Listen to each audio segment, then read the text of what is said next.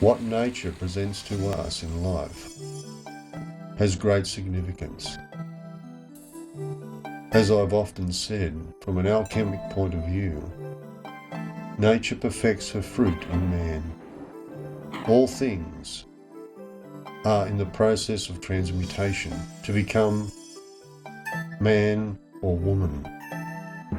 But from this point, it is up to the self-conscious man or woman to ripen this fruit. It ripens through the realization of man and woman that this consciousness, self, is one with the Father, brought to a point of realization by the mother in her womb of existence. To ripen this fruit is a royal art. And the way of this art is written within the leaves of the grand book of nature. All things that are in nature are letters, archetypes, that come together to create words, sentences, paragraphs. All of these things above and below exist in some form within man and woman, as well as about man and woman. For these are the elements that make up life. Life is a fire that matures into a flame in man.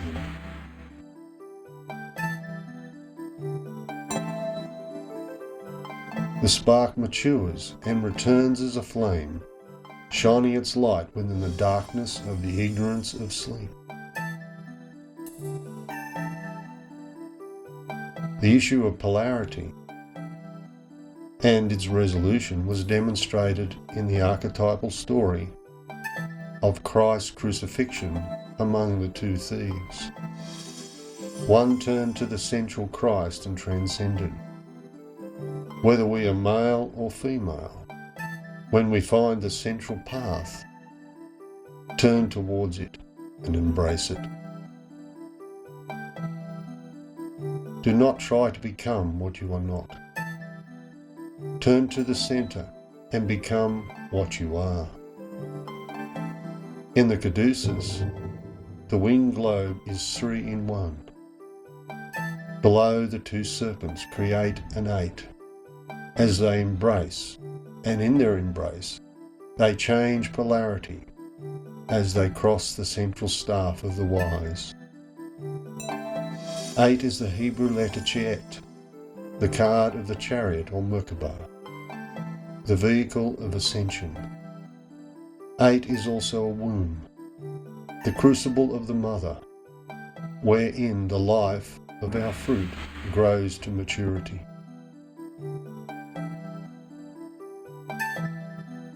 Upon the crest of the chariot is the lingam and yoni.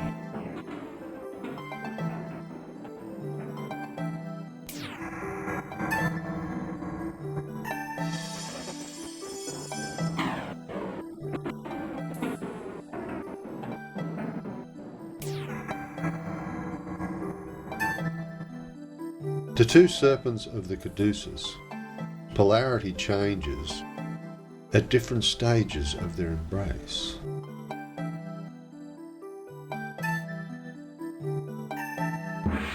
The caduceus shows that at the moment where the polarity changes, the third point, the central staff of the wise, is accessible. This idea is generally thought of within the relationship of male and female. But a duality also exists between man and the events within our lives. As we reconcile the duality and the events in our lives, we must take responsibility for our placement in them. Not blame. In doing this, we create a crucible, a womb. wherein a new man or woman is conceived. It is this child that is fed from the light of thy holy flame,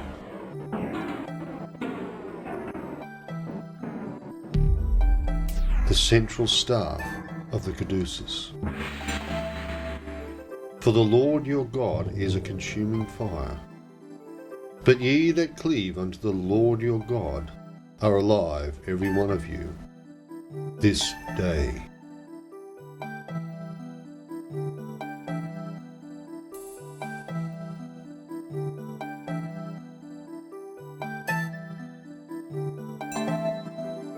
The flame stands between the light and darkness, transmuting the illusions created by the two serpents.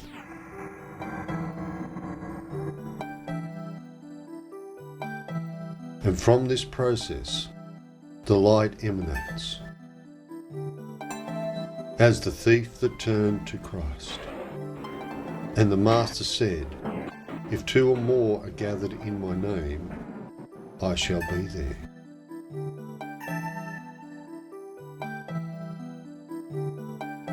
When we realise that the virtue we aspire to emanates from an aspect of our being that is the source of our lives,